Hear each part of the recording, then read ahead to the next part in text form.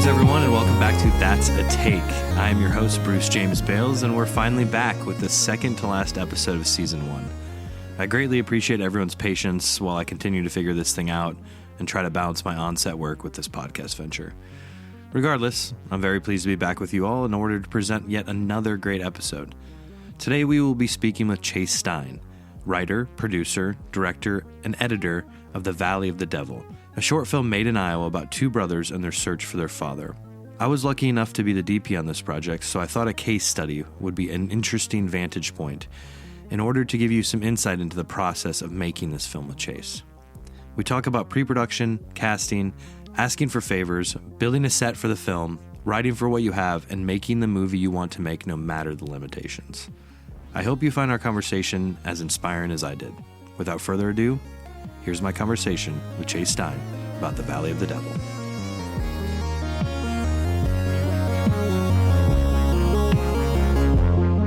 We're here to talk today about In the Valley of the Devil, which is a short film that you just wrapped. Production, pre-production, post-production, it's all done. It's finished. It's in the can. It's done.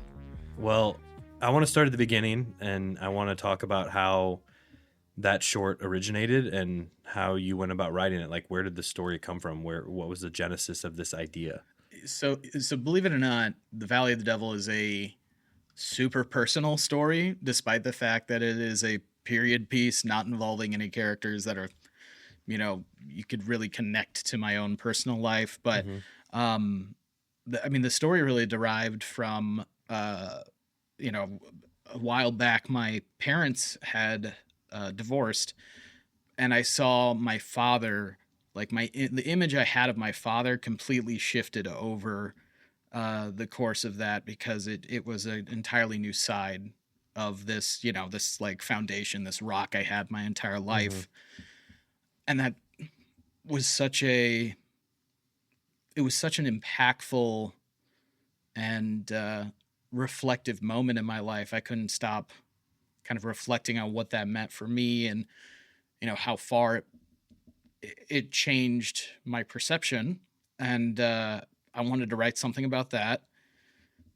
And I tried a few things. I had some pretty heavy scripts. I had some lighthearted scripts, and none of them really rang true to how it felt to have this perception shift of somebody so close in your life. And I was originally slated to do a Western over the summer of 2024 that completely fell through. And kind of for shits and giggles, I said, okay, well, let me translate this kind of shift of perception into a story in the Old West. And I woke up after, it was only 12, 13 pages. I woke up the next day after I had finished all the pages, and I looked back on it. I said, yeah, this is it. This is what I want to make. I've always wanted to make a Western. And I always have wanted to tell this story, about that shift in perception of somebody in your life that close to you. So, yeah, it all just came together that way. And then I already knew I had a fantastic network of people that would, I think, be enthusiastic to work on something like this with me. So, from there, it was just go, go, go. Well, first of all, thank you for being vulnerable about the subject matter and what you wanted to write about, because I think that's important. Vulnerability is important in filmmaking, and took a while to get there, but yeah. And I think it's a really interesting how you landed where you landed is fascinating to me, because it's really not heavy-handed. It's very subtle. It's very there's a look. The movie end. I don't want to spoil it. But there's a look, right? That sort of look. encapsulates all of that, which I think is great writing, because it at the end what the film's about. And yeah, I guess we should say there might be spoilers in this conversation. There could very well be spoilers. So go. There probably will be. So go watch it, March 28th. Yeah. But we'll get deeper into that. But the vulnerability of that, I think, is important. Because this is something that was so near and dear to your heart. And I know this might be a weird transition, but you self-funded it. You put all the hard work into it with the writing, but you also put the financial backing behind it, which I think, not to diminish the importance of the story, but that is one of the fascinating things that I want to talk to you about today, is How the fuck did you do that? And like, when did you start saving? And did you have a plan, or were you just like, oh, I have extra money, I'm going to do this? Or like, can you talk about like the structure of how you actually got this thing done? Absolutely, because it was an absolute, for lack of, can I swear on the podcast? It was a clusterfuck of figuring that out because I basically had said, okay, I want to make this movie a little bit before the beginning of 2024. For reference, we shot in September of 2024. So I essentially had 9 to maybe a full year after the script got like written and I felt comfortable with it. And I was debating on how I was going to get this funded. And I thought about going through the direction of crowdfunding it. But I was involved with another film that was being locally shot that did get crowdfunded that really just kind of went down the drain essentially in terms of like the quality and what I thought the film was going to be. And I can live with that, but in the back of my mind I was very worried about owing the backers something too, because I wasn't really a big financial part of the film, but I was a creative collaborator. And being in a position where I wasn't able to deliver on something that people had spent their hard-earned money on, I was almost terrified of crowdfunding after that experience. That makes sense. You wanted the weight to fall on you instead of other people. Yeah, if things were going to go down the drain, it was going to be my drain. It wasn't going to be anybody else's. And luckily, in the year 2024, I had a full-time job. I was the head of a marketing agency in their multimedia division. I was making consistent money, but I was also able to do side projects and do, audio engineering outside of that full-time job as long as it didn't interfere. So the best way forward for me was to say, okay, all of my full-time money, that's my own personal expenses and life and making their way through the world. But all those side projects, I essentially just I saved and I put aside because I knew this project was going to be a much bigger endeavor than any other creative project I've helmed or led. So essentially, when it came down to it, what I had budgeted down was like $10,000, and I was like, that seems reasonable. I can fund that myself over the course of we'll say 9 months to where the money actually gets spent.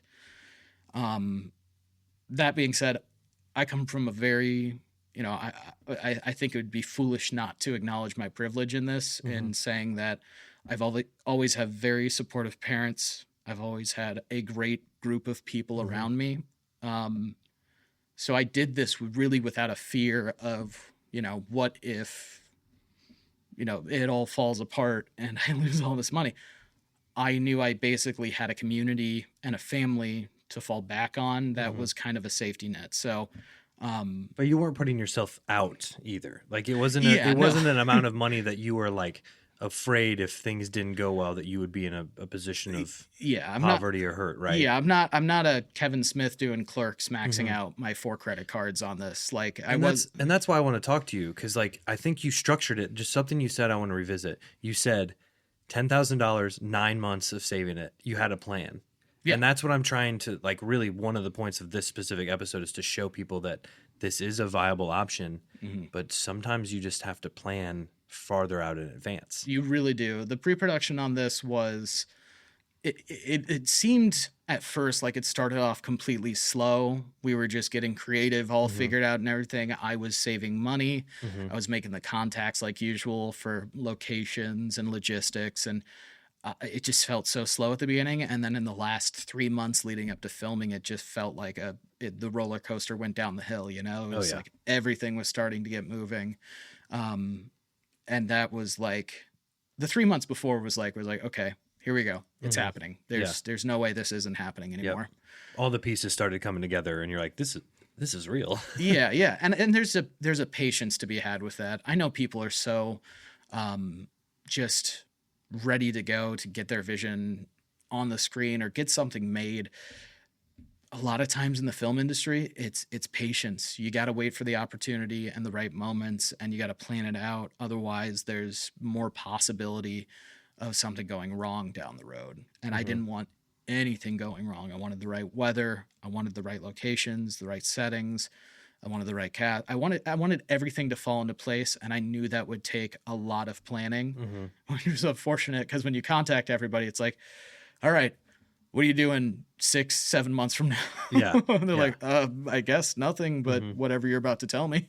But that, once again, like tying this episode in with some other episodes that have already came out, like talking to Marissa Vaughn about independent filmmaking and like starting the indie realm, you're using like tactics from the indie realm that, because you got a little money, they almost go farther for you. You know what I mean? Like planning and getting people ahead of time. Yep. These are all smart things that people can take away, is like, most people don't book out 6 months ahead of time. So Yeah. if you tell them, hey, in October, this weekend, in October, can you save it for me? And you do that 5-6 months out, you're more likely to have a crew that's willing to do that. And it, you know, it also shows them that you're serious about this. And sometimes when I get like flabbergasted when people book me that far out, because I'm like, you're thinking that far ahead? That's Yeah. awesome.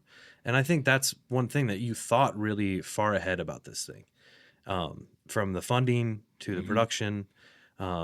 Even so much so that you maybe tailored a character in the script to someone you knew. Can you talk about the casting process and, you know, working with someone who may or may not be related to you? Okay, so selfishly, I wrote this script and had in my head anybody being able to play any character. And then about 3 months after I had gotten it written and was looking at casting it, I was like, how the hell haven't I considered my lovely brother Tanner Stine for one of the roles? Yeah. And I mean, that's always been a dream of mine. Me and my brother were, we worked for like the Peak Agency when I was 6 and he was 8. Which is a talent agency here in Des Yeah, Moines. it's a local talent agency. So we did MediaCom commercials and all that good stuff growing up. We both have been in the industry for a while. Tanner went out to LA when he was 18, and it occurred to me that these characters were, I mean, Tanner looks, he could be a 30-year-old playing a high schooler kind of look to him. So he really could play that range of age. And I was like, this is perfect. Okay. I cast him as one of the leads, which is a brother. And then I had to cast his brother. And luckily, one of Tanner's good friends, Mr. Nathan Hudson, who is also a LA-based talent. He's an actor out there. He's a writer, tremendously talented man, slightly older than Tanner. So I had an older brother. I had a younger brother. I looked at these two. I knew they had chemistry. They had worked on both film and TV before, but as well as live shows. They've done plays together. They've written together. They just have a chemistry built into them, and they had the talent to do these roles. So it was such an easy casting decision to say, you know, bro, can I fly you out in September to do this role? But it's smart too. I mean, you look at who you have, not to say at your disposal, but who would be willing to come back and act in something for you. And then you have the connection of his good friend Nathan, and things take off from there. I mean, sometimes people just cast like that. They cast like, we want these people to be familiar with each other, so they have this camaraderie. And sure, great casting, sometimes you find two people and you're like, oh, they have great chemistry. They've never met each other. Yeah. But like, once again, I'm calling back to these indie level things, because this is an independent film. It's, you know, in the grand scheme of things, a small budget independent film. And you're taking these like key things that people do when they have no money and making them work, which is using people you know who are good. So yeah, I mean, could there have been other people to play those characters? Sure. Were these the right people? I think so, because not only were they the right people, but they are people that you have access to who are good at their craft. Yeah. Yeah. And like I said, Tanner's been out there for so long. Nathan's been out there even longer. And, like I said, I have a personal relationship with Nathan as well. It's not like he was just my brother's friend who I had never met. I've known him. I've known him for a while, and I knew the characters that I had written, and I didn't even have to change the script really. Yeah, to accommodate these two. They were they were just right for the role, despite the fact that I had known them for so long. It just clicked to me. Were you And resistant to casting Tanner at first? at first, I really wanted to keep it kind of in the Midwest in terms of talent, but that ended up being fairly limiting, because we could get audition tapes from people from Chicago or Kansas City and all that sort of stuff. But at the end of the day, I was thinking to myself, I'm limiting my scope if I keep it to just the Midwest. And I have access to my brother, who I know is more than capable of doing this, and Nathan, who I knew was absolutely capable of doing this. And it wasn't going to absolutely shatter my bank account to bring these actors over, because they also were super enthusiastic. Yeah, they wanted to do the film. And that's something that a lot of people I need to remember too, is that, if you have friends who you're constantly doing things with, they are doing it for a reason. They're enthusiastic about it. They love doing it. Tanner loves acting. Nathan loves acting. And they both really wanted to be in a Western. That was one thing. I know everybody on this set wanted to be a part of a Western. Yeah, everybody wanted to either film a Western, be in a Western, or just be around it. Yeah. Because it's such a unique genre of filmmaking that I don't think you can find in any other genre, really. There's so many tropes and cliches that you can kind of fall into, but you fall into them because that's just what a Western is. Yeah. You don't get that with a lot of genres. And there's such world building built into a Western, right? You have the costumes and you have the guns and the horses and the saloons and the gunfights. Complete Americana, man. Yeah, it really is. And I'm not surprised that everyone was so excited. And also, I think it just was different too, right? It was a different genre of something nobody's really done. I'd never been a part of a Western. That was my first Western also. So it was just something that I think people got excited about. And the reason I asked if you were resistant to casting Tanner was I know he's your brother, but were you, to be honest, were you afraid he was not going to be into it or something? Was there any of that? Was there any fear based to that? Or were you just I think any fear I had with casting my brother was the fact that film sets are they can be such an emotionally volatile space to be in, whether it's because somebody's having a disagreement on set or whether the performance is so intense that it's hard to get out of that space from a performance standpoint. And it starts to bleed into the social interaction between takes. I was kind of scared that I was going to clash heads with my brother, or he was going to be so invested in this that I couldn't break through in talking to him as a professional, rather, me talking to his character. He's so in depth with these things. And so is Nathan, that they are they become these characters, and it's almost, they don't lose themselves in it, but it's almost hard to break out of it when you're in that scene, kind of space.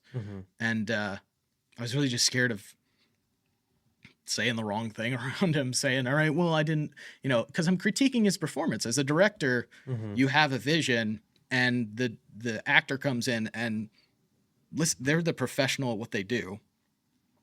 And I don't want to take away from what they interpreted this character as, because my goal as a director is from the performers in what we're making to know that character better than I did at the end of the day. And, I just creatively, I was just crossing my fingers that we were on the same wavelength, and it came out better than I could have possibly imagined. And that's for every character too. Aside from my brother, we did cast, we casted a few people, mainly Bruce Purcell and Frank Boyd. Both of those actors are fantastic. Bruce is out of Minnesota. Yeah, he's out of the Quad Cities. And then Frank is, he's in Iowa. I think Mason City, I think. I believe so. Yeah. Up north somewhere. Yeah. And that process was crazy too, was the virtual auditions. Cause Did you put a casting call out? Yeah, we put casting calls out, local pages, all that. I called a few people to say, hey, put this up at your, local theater and whatnot. So we had a good spread over the Midwest, especially here. And and Kansas and Nebraska, Mm-hmm. because those are our closest kind of neighbors, and Illinois for that matter. A lot of Chicago people, but something about these two, like I knew Bruce was perfect for the role of Abraham, which is their father in the film, because I needed someone, because, you know, when you get into a period piece, the age kind of either increases or decreases depending on what you're talking about. For fatherhood, you know, kind of the older you were, it didn't really matter back then. You would still, your goal was to have children and continue on your name. So Bruce was a little bit older than, you know, you would see most fathers, but that was just because we're in 1897 Texas at the time. Mm-hmm. Like, that's just how it goes.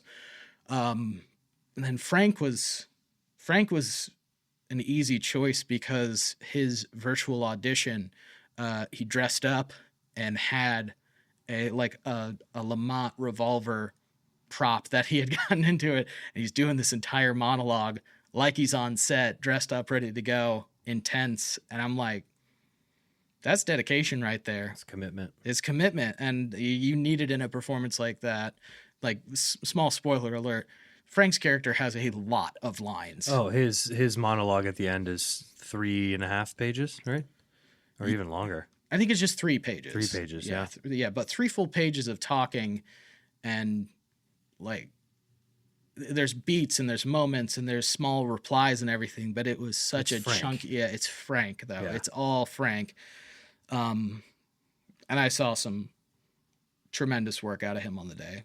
Was really happy with the decisions we ended up making, and yeah, I just couldn't be happier with the team that was assembled both on and off camera. Yeah, and so what did you learn during that casting process? What did you learn about the film? What did you learn about casting in general? Is there any tips you can give people for that part of the process that you feel might be really valuable for them? Yeah, casting does not need to be as complex as we often make it. Mm-hmm. When you have people who do this professionally for a living, when you have people who dedicate themselves to the art of performance, an audition can maybe change how you see a character a little bit because they deliver it in a way that you weren't expecting. But also at the same time, it's simple. When you see somebody performing what you've written down, it doesn't matter how many times you've read it, and it doesn't matter how many times you've seen it be performed to you. When you see something, you see something, and it doesn't have to go further than that. You don't have to, you know, if something speaks to you on a level where you're like, oh wow, I can see that, trust your instinct with it. Mm-hmm. A few times I remember in college we had a web series we did called Errands, and we had chemistry reads. We did chemistry reads after the auditioning, and we didn't really learn anything more than we already knew from the initial auditions. Mm-hmm. And basically what I'm saying is trust your actors, and trust that they're able to interpret your direction on the day, because ultimately if something's going wrong, it's your job as a director to fix it. But if you choose the right ones, things generally won't go wrong. It's fix themselves. Yeah, I respect the hell out of acting. It's such a unique vulnerability when you're doing it, and to be able to control that, to fine tune it and adjust on the fly. Some people have it, some people don't. It's magic, though, when you see it happen. Yeah, it really is. And I say that coming from my personal experience on the set as well. Day 3, there was a character in the script that was just there for one scene, had some minor interaction, and it had always been a dream of mine to act alongside my brother in something cool. So I am your local bartender in the film. So I got to have a little bit of taste of acting, directing, and that is... I don't know if I'll do that one again. I was just gonna ask you if you would do it again. It's such a unique way, because I was and you saw this firsthand probably. I was so worried about my own performance that I had to constantly remind myself to also focus on my brother Nathan's performance as well. So I think like halfway through it, it was almost me leaning on the crew, you and Sid, to be like, tell me what I'm doing wrong, and then I'll tell them what I would like to see, just so we're able to like connect better. And Tanner and Nathan were also, who do this professionally, they're giving me notes and everything. And it took me a few takes to get back into the swing of things because I haven't been on camera for a while. But once we did, I think we got a really good scene in there. Saloon's one of my favorite scenes in the movie. And that's a great transition point to something else I want to talk about, which is you built a saloon. Built a fucking saloon. I don't think a lot of people think like that. I think a lot of people think I need to go get a location, and if I don't find it, I'm not going to make this movie. And how do you, like, can you talk about that decision and how you and Mediaverse, like shout out Mediaverse Studios, honestly, that's where you built the set. And Jake for helping with that. How did you guys make that happen? And like, I mean, that's pretty cool. Like that had to be a pretty enjoyable part of the process, right? I mean, have you ever talk through it? Have you ever built your own set before for a film? I have not. Yeah. So it sounds a lot more daunting than it is. Again, it falls into the category of like, use your resources. I have a very great relationship with Mediaverse Studios, and specifically with Jake Daniels, who heads up Mediaverse Studios. And for reference, Mediaverse Studios it's an old livestock auction house that's based in Marengo, Iowa, that was acquired by Jake Daniels and his team. And they basically took the livestock stalls indoors, that they were the show stalls, not the ones they'd keep them in for a long time, but they drag livestock out into these stalls, and then you could auction off for each one.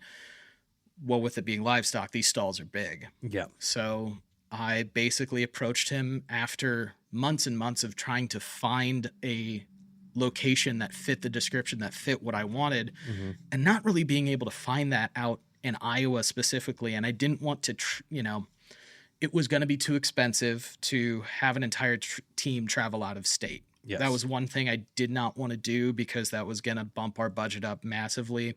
And I was already kind of stretching what we had for the budget.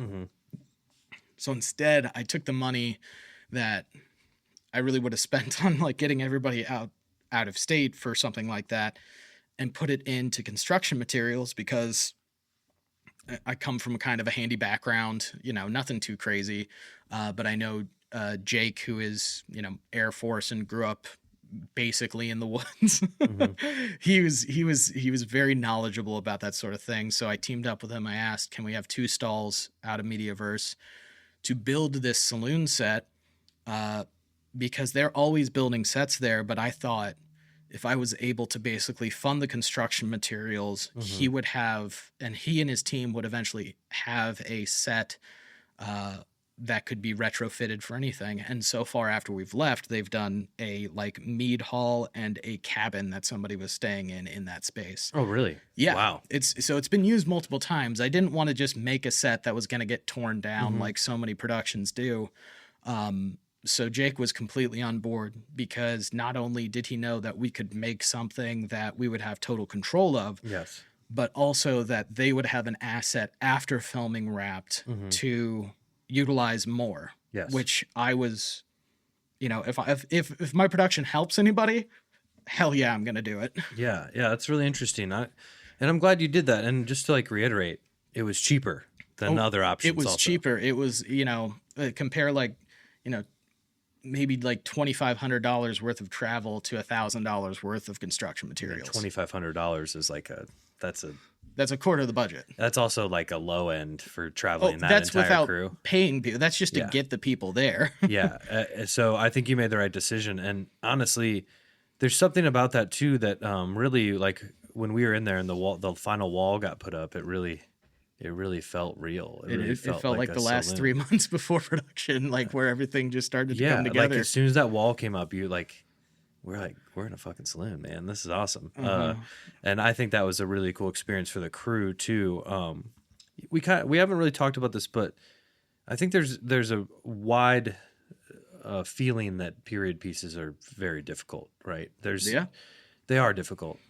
Do you feel like you took away something that was like the greatest challenge in making a period piece? Was there anything that, like, looking back, you're like, this is a warning that I would give to people? This is one of the most challenging parts about making a period piece. Was it the wardrobe? Was it building the saloon? Like, how did you go about building up this world of In the Valley of the Devil? Well, it's just that. It's the world around you. 100% the hardest part about a period piece is proper locations. Because if And you're hiding modernity? yeah, you have modernity everywhere. I mean, even in this wide open field that we were shooting in, that was literally a cow pasture. There is nothing other than cows and hay and the land here.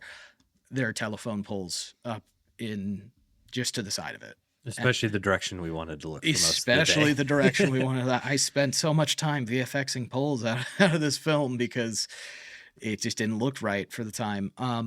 There's one shot that still has them, but I'm telling people it's telegraph poles. So it's way in the background. You can hardly see them. So, but yeah, it's 100% locations when it comes to period pieces. Especially if it's way back when. There are certain spots in modernity where you can maybe get away with like a 1950s to 70s or 80s vibe. Obviously, the closer you get to modern day, the easier it gets. But the farther back you go, the more isolating you really need to be in those locations, which is why, we ended up at a place called Living History Farms, which is a historical reenactment place. museum of sorts. Yeah. So they have an entire town that is modeled after 18th and 19th century structures, and they had a farm that is literally called the 1900 Farmstead, 3 years after Valley of the Devils set. So I was like, this is the perfect location because it is a farm area, and there were literal cows in the field next to where we were filming. So I was like, this is perfect. They're cattle ranchers. We're at a cattle ranch that looks like a cattle ranch from 1900. Yeah. So locations are going to be your biggest hurdle, but also your greatest asset in making a period piece really stand out. Because ultimately the goal is to not bat an eye at it. You don't want to look at something and notice it. You just kind of want to be, yeah, of course that's there. Yeah. When you're reviewing it. And I think something that's interesting knowing about this project, like, sometimes when you're self-funding a project, right, you have to choose the most important thing to spend money on, right? And like, of course, like, we said this in Marissa's episode in take one, like, everybody wants to pay everybody. Like, there's no part of you that's like, I'm going to take advantage of these filmmakers. If you had the means to pay everybody the day rate that they want, you would do it without batting an eye. But when we're making these low budget, no budget indie films, you have to choose where the production value lies. And you had a bunch of people that were excited about a Western. So the crew was happy to be there. They were happy to work on it. But you saw the need to spend that money at Living History Farms because it gave us validity. It made the film feel more real. Can you talk about those decisions, those hard decisions of where that money goes? And like, was there a point where you're like, this has to be it? This has to be a part of it because Yep. And can you talk about how you came to that decision? Yes. So I'm originally we were not slated to be at Living History Farms for as long as we were, and then just talking with crew and kind of the heavy hitters on this project, I knew we would need more time. We originally were just going to try to do 6 hours, and I extended that all the way to 10 hours because I knew it was important for us to get these settings right, because otherwise we're kind of like living out of two locations besides that, and I didn't want to do that to us. You wanted to build that world, and building that world costs money. Yeah. And I had to accept that. But saved money because these people at Living History Farms had already built all these structures and they were already period appropriate. So in that sense, kind of a no-brainer, but continue with your thought process. Yeah, I mean, it was a no-brainer because it was a local asset. I mean, it's just down the highway. It's 15 minutes from where we're sitting right now. Exactly. It was right there. It had everything for us, and they are Living History Farms is so great with community outreach, but then also when events come to town or if a special filming needs to take place, they're always down for that. It's great because prior to Valley of the Devil, I worked on Antiques Roadshow that took place at Living History Farms. So you're scouting it while you're working. We'd do our little internet bits, and I'd have a 30-minute break. I'm like, I'm going to go down to the town hall for a second. Yeah. And so that was actually a really great resource to have. Mm-hmm. But yeah, you have to. I didn't make any sacrifices to get there. It was where I always wanted to go. Yeah. I just had to work logistically what was going to work best for us. Originally, we were supposed to shoot the saloon thing indoors at Living History Farms. Mm-hmm. Location wasn't right. Location was not right. And we wouldn't have had as much control with lighting and, all of the little nitty gritty stuff that you have to have in interiors like that. Mm-hmm. So I chose to move it over to Mediaverse, and that was probably the best decision I made logistically on the film because it just gave me great experience in learning the process and what works best for those kind of scenes. But then also I gotta do set building. I gotta make flats. I got to learned a lot. I gotta see our brilliant gaffer Nate Kaiser at work. Planning this out. He in a studio like setting, which is somewhere we don't often get to film. A lot of times we're on location. Yeah. Because really, like Mediaverse, it's a studio. Like we were able to light differently and easier. We were able to mount lights a lot different places that we wouldn't have been able to. And if we would have gone and lived in History Farms, like, we're going to put a light up there and a light up there, they would have been like, no. Is that a tungsten light? Yeah. That gets really hot. Are you going to burn things here? Yeah. So yeah, I mean, I forgot the exact question, but well, we were just kind of spitballing, but really, like we were talking about just how we got to that point, how you got to that point as far as like making those hard decisions. And I have to give you credit. I think you stretched the budget in a really intelligent way to like really squeeze all of the production value you could out of this project. And I think when people see this, a lot of the reactions I've been getting is that it looks like a really high production value film, which I think is a great compliment and a great, it's a testament to your decisions. I mean, I think if we would have cut corners and shot in a different saloon somewhere else, I don't think it would have felt as real. I don't think we would have as much control. So really, like, you were making decisions that I don't think were easy, because like you're deciding, oh yeah, like I could pay these people more, or I could put value into the film. And I know that's a tough decision because I go back to what I always say, you always want to pay people, but like, I think you made the right decision. And I think everyone else agreed with those decisions because you see those things come out in the film. I'd like to say, for the record, you did pay people. I did pay people. He did pay people on this film. There was an option of doing it because, like, I tell you what, 95% of the people on the crew and the cast and everything, they wouldn't have taken a dime from me if I said I couldn't pay them. Yeah. They would have been fine with it. Exactly. I put you guys through 4 days of the ringer. Like it was a hard shoot. Not as hard as some shoots I know everybody has been on, but I knew it was a big ask, especially day 2, which was outdoors, 12 hours in the mud, in the sweat, in the blood. And there could have been things that were better on that day, but ultimately I knew if I was going to ask this of people, not as creatives, but as people, I had to give them something. And it was not much. It was damn nowhere near what they deserved, but I had to give them something because they deserve it and more. And I don't know if I morally could accept myself if I didn't at least try to pay people. Some people just said, no, I don't want money. Yeah, I think that's a slippery slope. And I don't mean in terms of this film, because we could do a whole podcast and about like independent short films and like payment and all these things. Cause like really, like I feel like everyone that I've worked with in these circumstances is very upfront about like what's going on. Meaning like, can't pay you much, but I can pay you little, or I can't pay you Yeah. at all. I'll try to make it as easy, honest as we can. But the beauty of working in the Midwest in these smaller markets like Des Moines, Iowa, is you have people that just really want to make movies. Yeah. I personally do not think that's taking advantage of people. I think that's giving people who would otherwise not have a chance to be on set and to make these movies a chance to be on set and make these movies. And I think Bruce, anytime you do that, we inspire people. I'm not gonna lie to you. Yeah. If it was 4 days of filming in the studio at Mediaverse, I probably wouldn't have paid people.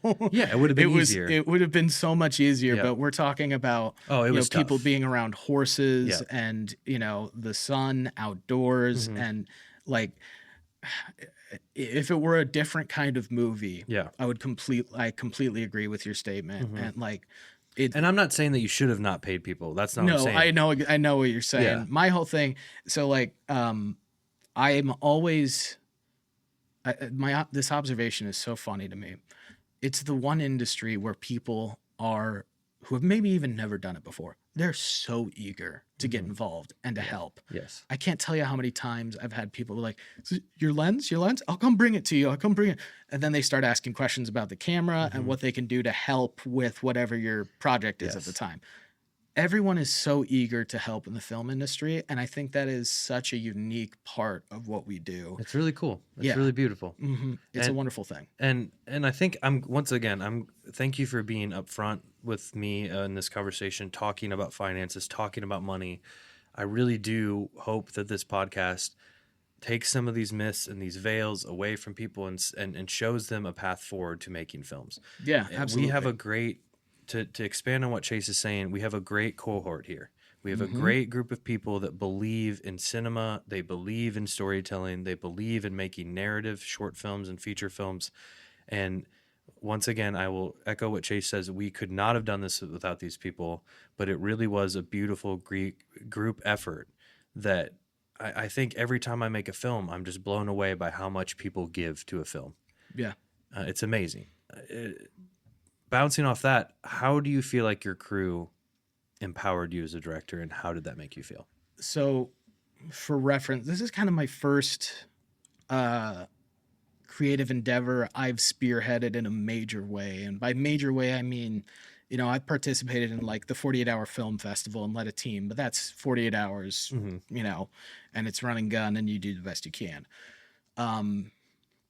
I knew going into this that I'm a little bit of a control freak. I like having things in my hands so that, if things go wrong, it's because I did something wrong or I did something right.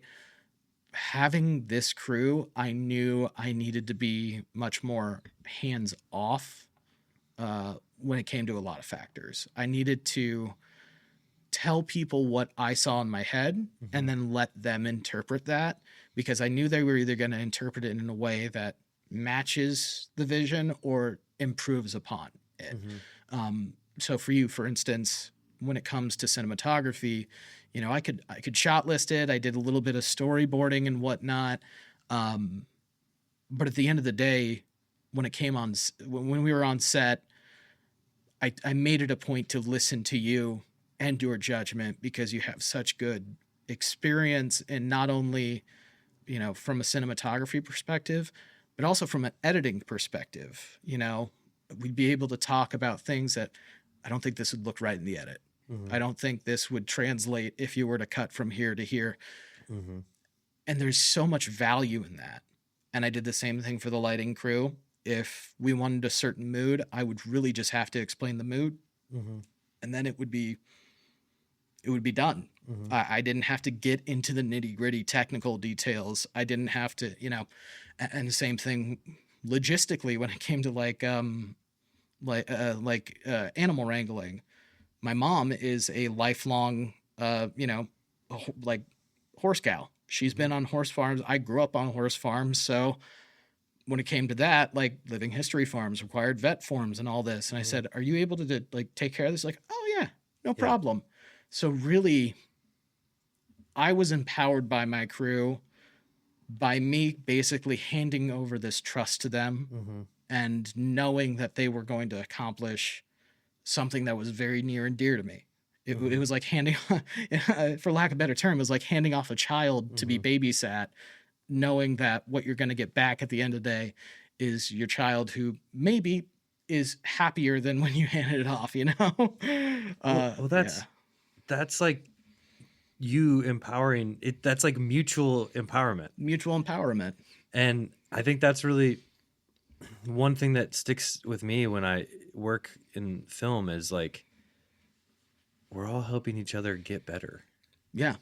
If things are really symbiotic and they're really rolling on all cylinders, everyone is improving everyone. It's like this exponential growth thing. And it's really amazing when it all comes together and you see everybody sort of elevate everybody else. So this was clearly a really beautiful experience for you, a really empowering experience from you. I'm going to ask a more like feeling-based emotional question. Not that I haven't asked a few already, but why do you think it's important to make original short films? And what place, this is probably the harder part of the question, is what place does that medium have in the greater society? Because we know where feature films fall, right? Yeah. But where do shorts fall and why are they important? I have a very practical thought process when it comes to something like this. Short films are probably the least consumed media out of a prospective filmmaker's resume.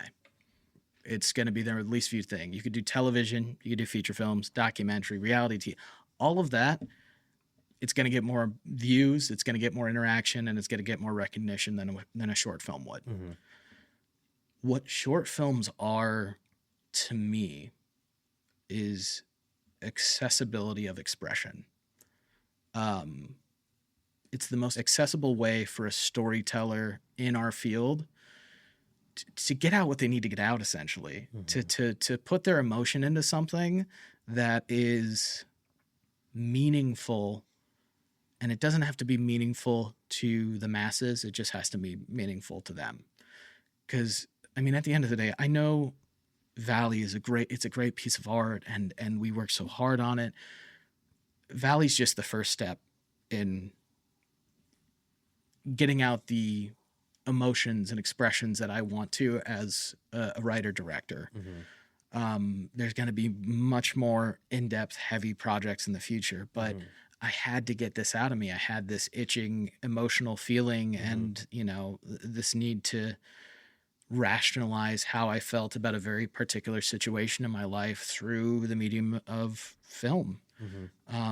And short films are the best way to do that, not only from a artistic standpoint, but from a, you know, feasibility standpoint, financially, and, you know, because it's not like if I could make Valley a feature, I would. I have so much more written. I have so much more, but to be able to whittle it down to the core message, feeling, and storyline into what ended up being exactly 15 minutes was a challenge, but it was something we were able to do.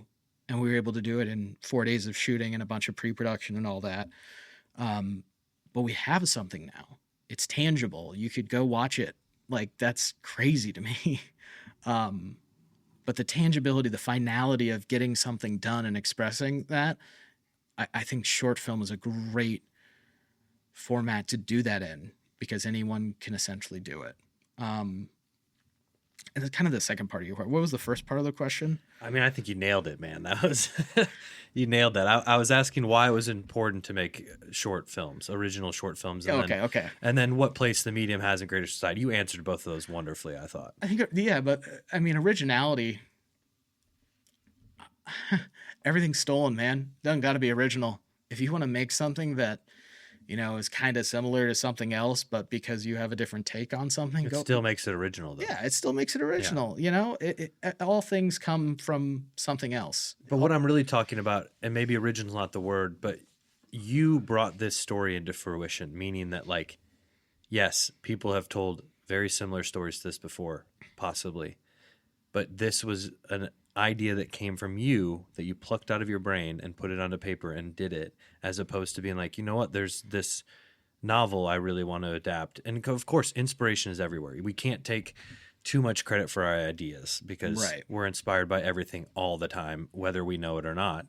But what I want to mine you for here is like, why make the Chase Stine original screenplay instead of something someone else gave you, or building off IP of another person? Why original short form content? What is important about that?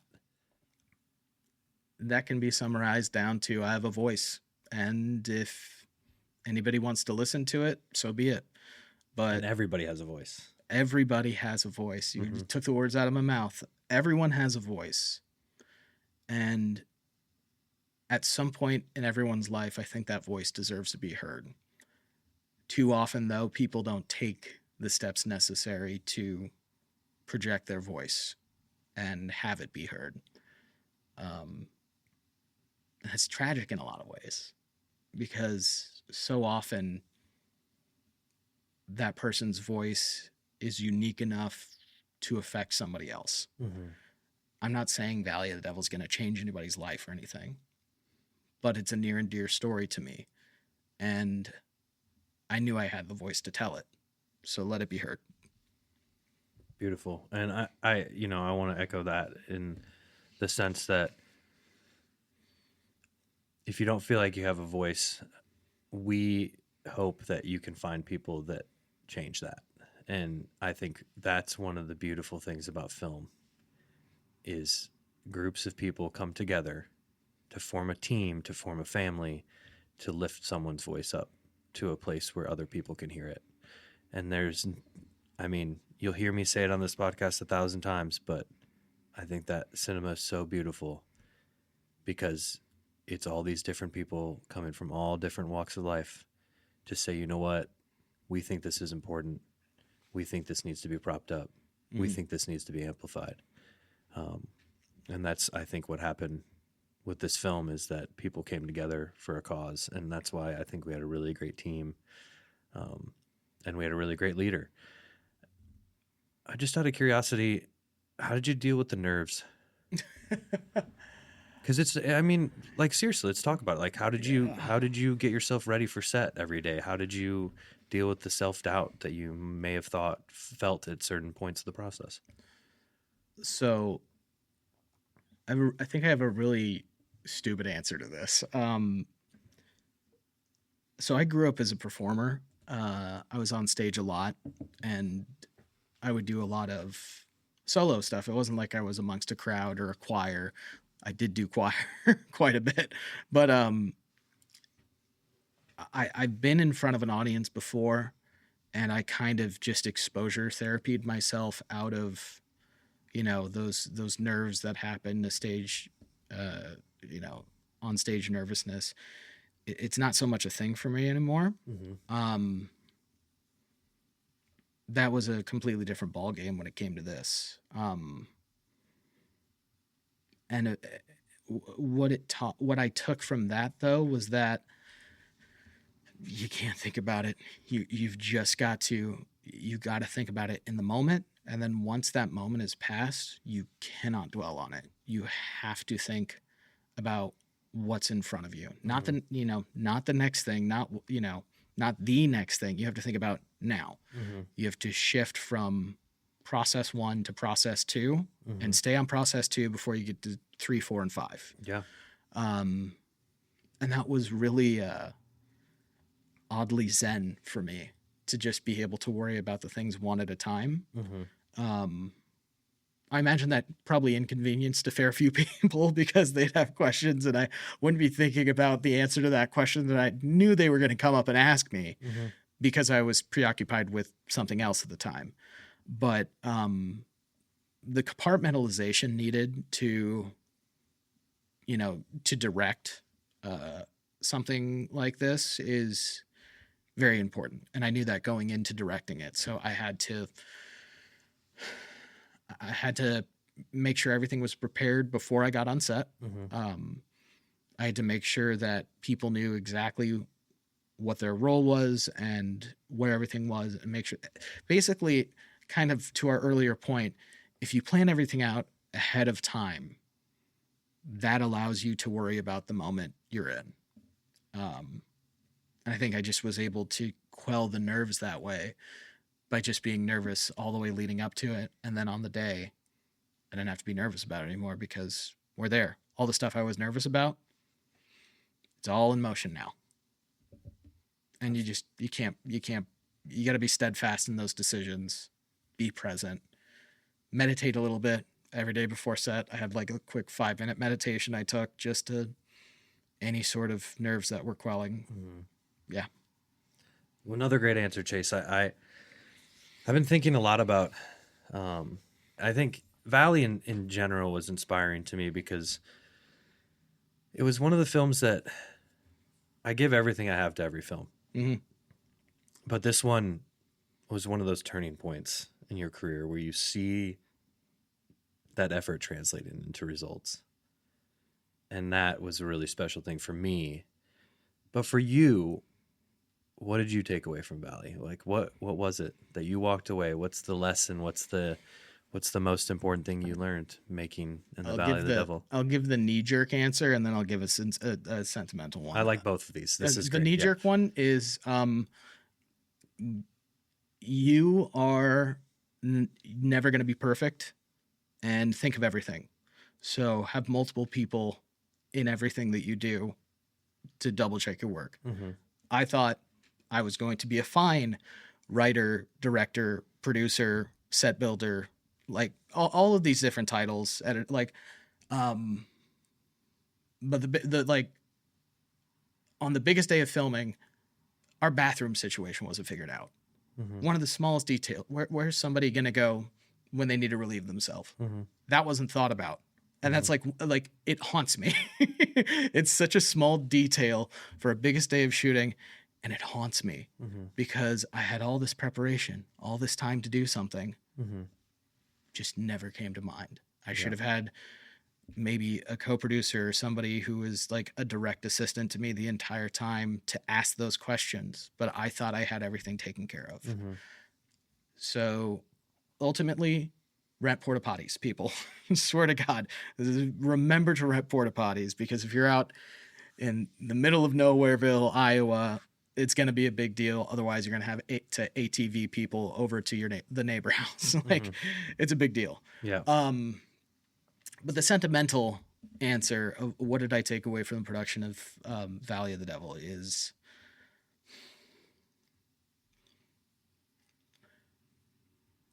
finding the right people to work with is half of the journey to doing the thing you love.